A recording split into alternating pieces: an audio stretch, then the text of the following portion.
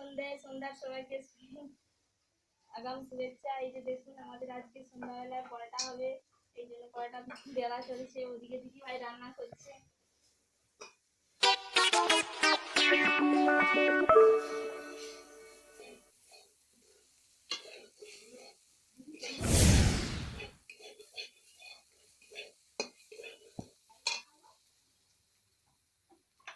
এখানে আমাদের আলুর তরকারি হচ্ছে, আর ওখানে তাওয়াতে পরোটা ভাজবো।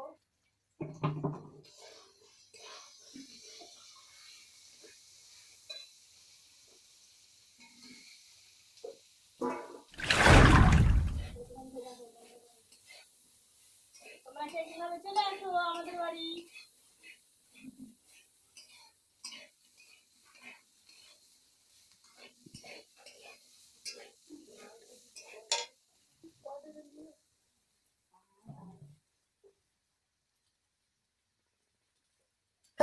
ও